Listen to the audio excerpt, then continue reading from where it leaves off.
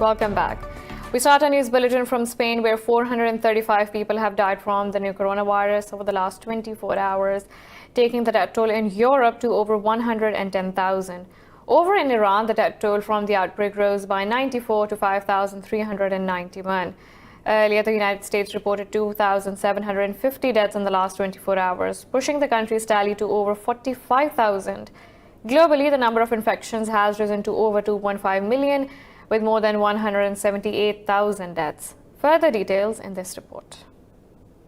Amid the calls to lift lockdowns, the U.S. Centers for Disease Control and Prevention has warned of a second and an even worse wave of COVID-19 next winter. But President Donald Trump is gearing up to end the lockdown, even though the number of daily deaths and infections is surging. At a time when millions of American workers and families are struggling with the financial consequences of the virus, it's critical to continue the medical war while reopening the economy in a safe and responsible fashion. During this time, Americans must maintain strict vigilance and continue to practice careful hygiene, social distancing, and the other protective measures. Meanwhile, Spain's Health Minister Salvador Illa said the next weekend children will be allowed to go outside for a walk. The hard-hit UK has pledged to lead the global effort to find a cure and put an end to the crisis. But I'm certain that we will throw everything we've got at developing a vaccine. The UK is at the forefront of the global effort. We've put more money than any other country into the global search for a vaccine. And for all the efforts around the world, 2 of the leading vaccine developments are taking place here at home at Oxford and Imperial. The UN has warned the world is at risk of widespread famines of biblical proportions due to the pandemic. In a report, the World Food Programme estimated the number of people suffering from hunger could go from 135 million to over 250 million.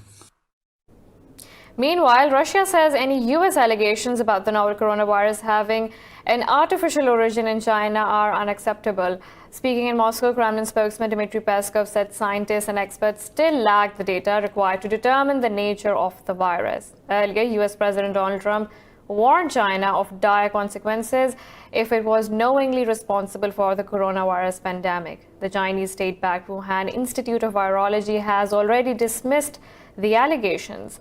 The WHO said all available evidence suggests the virus originated in animals and was not manipulated or produced in a laboratory.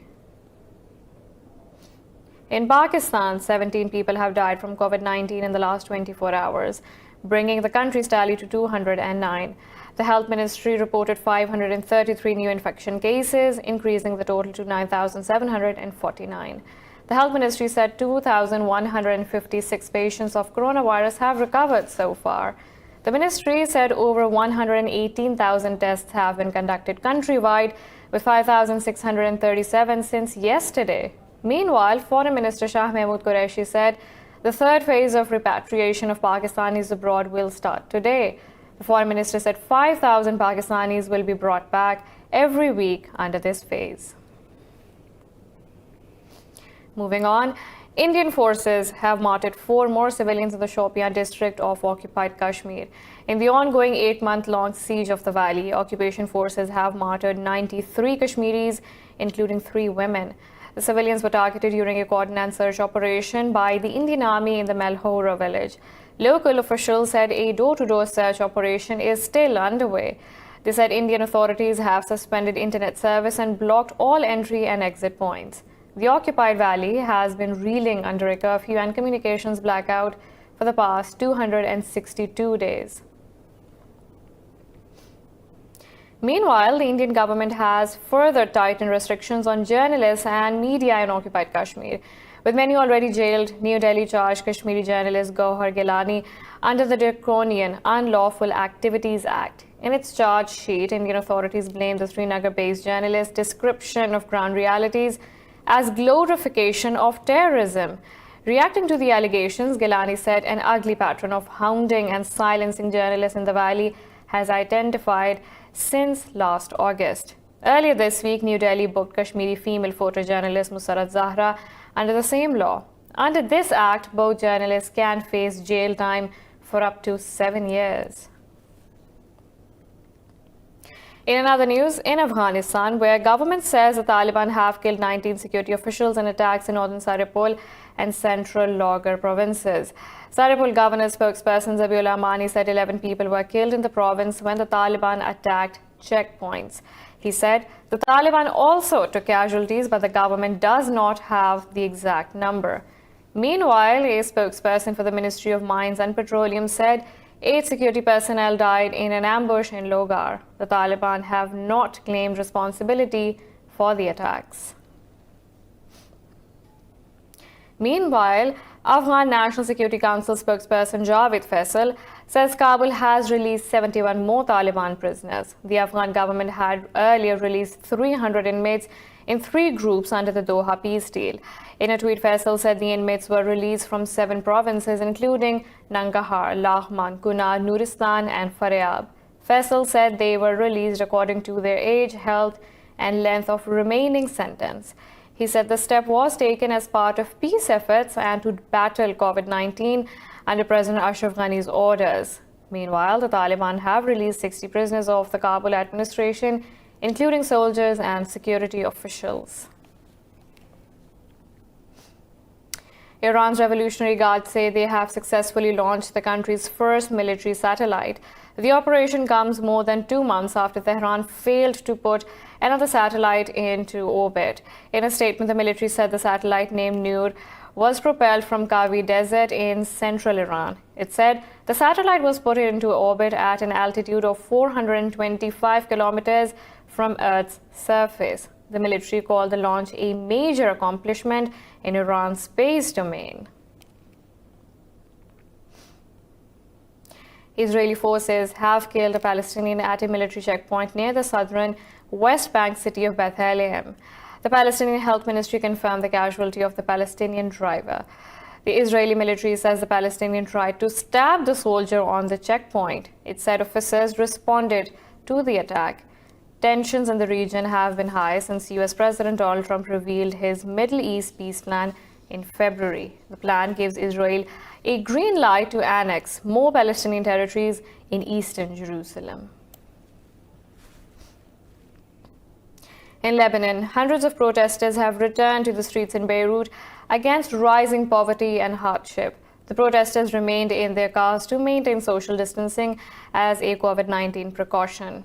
More in this short report. People flocked to the streets in other parts of Lebanon as well, including the northern city of Tripoli. They called on the government to make efforts to recover the severely damaged economy.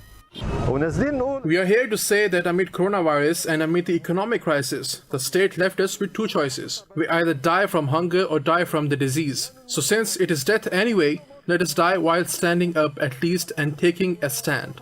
Today we went down to say no. We did not leave the squares. We are here on the streets, here since October 17, the revolution, and we are still going on the streets. When the shutdown was announced, we all or some of us abided by it. But the hungry people cannot abide by the shutdown because this is just illusionary plans on paper. Spain says it has arrested one of Europe's most wanted ISIS fighters in the southern town of Almeria. In a statement, the Interior Ministry said the Egyptian man fought in Syria and Iraq and was hiding in an apartment when police detained him. The ministry said the fighter has appeared in gory propaganda pictures of ISIS crimes. The statement said police also arrested 2 other people and are trying to establish their identity.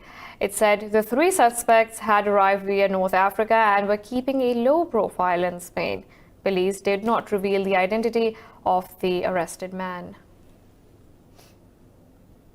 In France, protesters have continued to clash with police for the 3rd night in a row in the suburbs around Paris. Police said protesters towed several cars and aimed fireworks at them.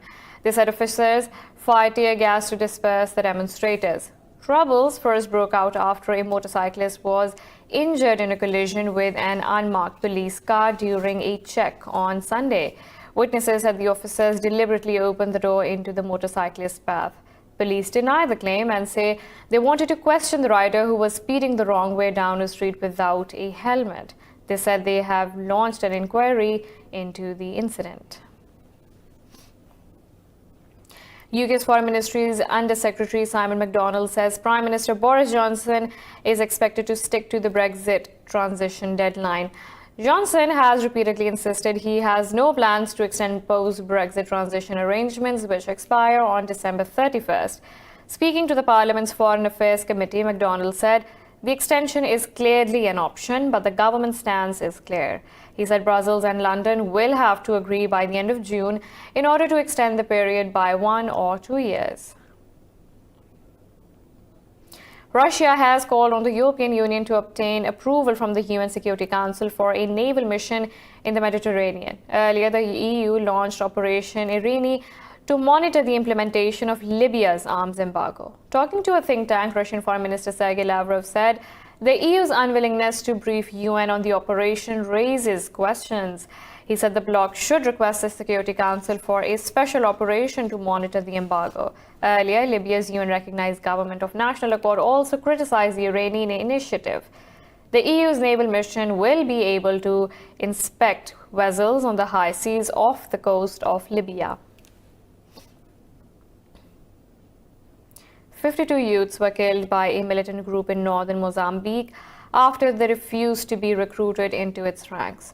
A police spokesperson said the April 7th incident took place in the village of Ziataki in Modemo district. The spokesperson said police have launched a search for the attackers. He requested the villagers to collaborate with the authorities in the fight against militants. Mozambique's extremist groups have killed more than 700 people over the past year. In Lebanon, a gunman killed his wife and shot dead 8 others in the mountain town of Bakiline. State media says officials have captured the man. It said the man killed his wife with a knife before going on a shooting rampage. It reported that the victims included the shooter's brother and 5 Syrian citizens. Officials say the motives for the crime are still unknown. The incident is being called Lebanon's worst mass shooting in decades. Lebanese Prime Minister Hassan Diab has called on security agencies to accelerate the investigation. We have a lot more coming up right after this short break, so stay tuned.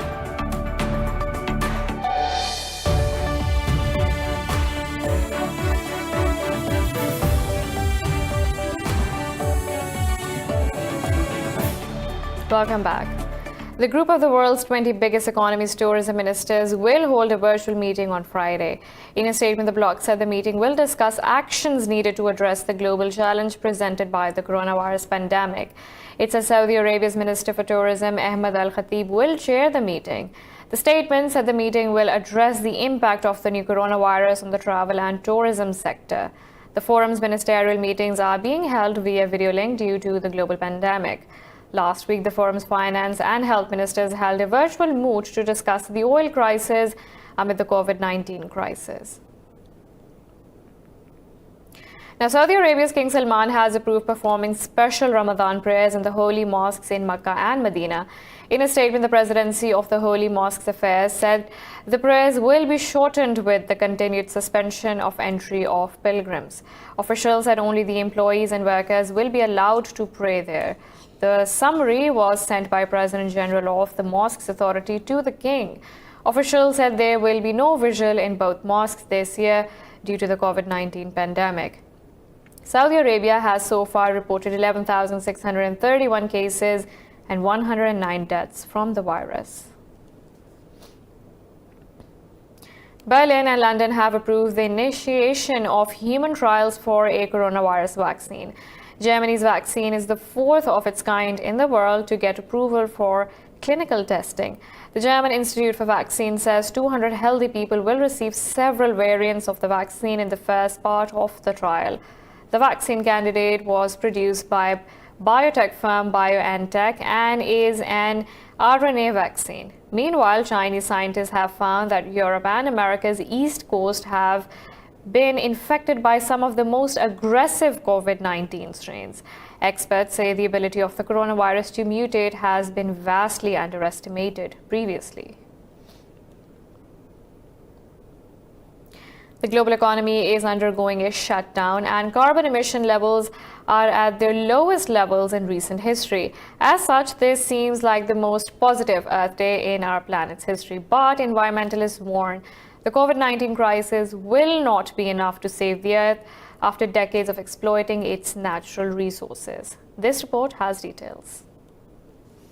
2020 has not been an easy year for mankind. The coronavirus pandemic has caused lockdowns the world over, decimating the international oil, airline and hospitality industries. Nature, however, seems to be faring better. Some even see the virus as Earth's retribution against mankind. I think the pandemic has only heightened our concerns and our fears that the nature is somewhat angry and not happy with how the humans have treated this planet.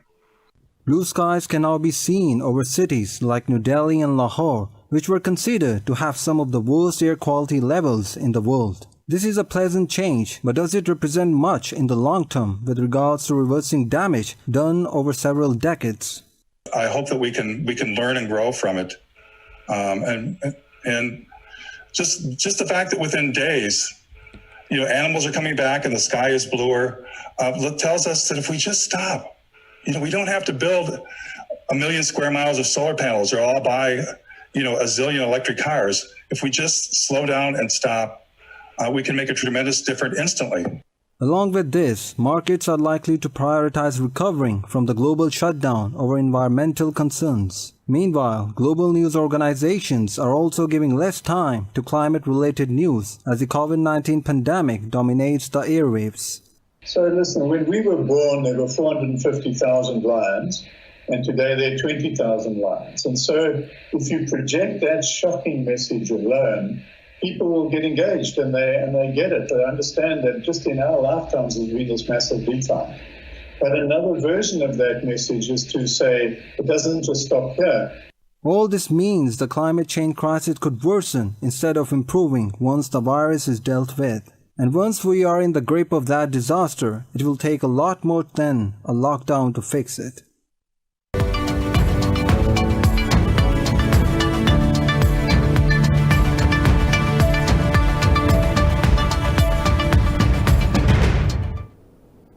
Pakistan has allowed the import of bulk shipments of food items through Gwadar port for transit to Afghanistan. Islamabad said the step has been taken to maintain food supply in Afghanistan amid COVID-19 outbreak.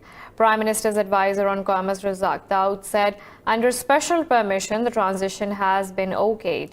He said Pakistan has resumed handling of Afghan cargo at Gwadar port under the 2010 transit trade agreement. The advisor said special permission will be helpful in quicker transference of sugar, wheat and fertilizer to Afghanistan. He said unlike containers, these cargoes will be transported in sealed trucks to the neighboring country. Venezuela's President Nicolas Maduro says the impending OPEC Plus deal will hopefully stabilize the fluctuating oil market. Speaking to supporters, Maduro talked of Venezuela's resistance to this week's crash in benchmark crude futures. Maduro said despite the historic plunge and Venezuela petroleum dropping to $10, the country is prepared to resist the crash. Yesterday, I spoke to Russian President Vladimir Putin on various issues. President Putin reaffirmed his support for the constitutional government that I had, for Venezuelan democracy, for peace in Venezuela. We reaffirmed all cooperation plans on working fronts. We spoke about the issue of petrol. We are waiting for the OPEC Plus G20 deal to come into effect on May 1. Meanwhile, the US has given Chevron Corp until December 1st to significantly wind down its operations in Venezuela. Now, let's look at Facebook, which says it will spend $5.7 billion for 10% of India's Reliance Industries digital business. The merger with Jio Platforms, owned by India's richest man Mukesh Ambani, will mark one of the biggest foreign investments in the country. Facebook said it intends to link up its messaging subsidiary WhatsApp with Jio to increase business.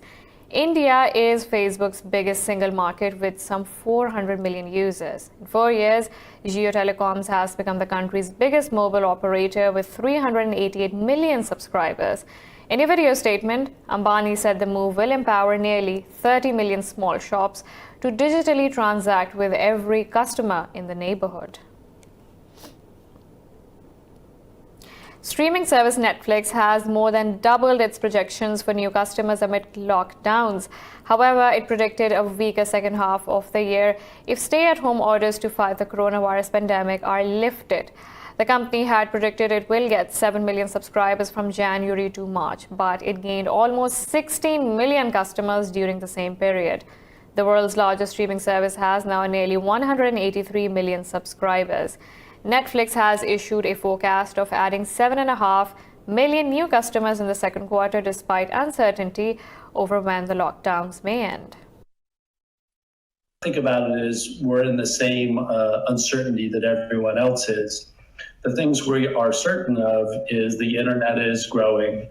It's a bigger part of people's lives, thankfully.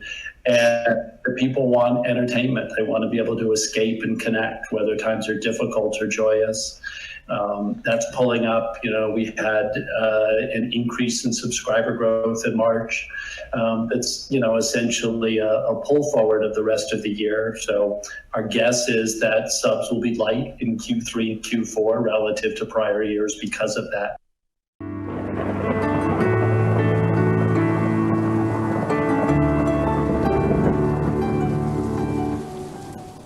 Now let's look at the weather from around the globe.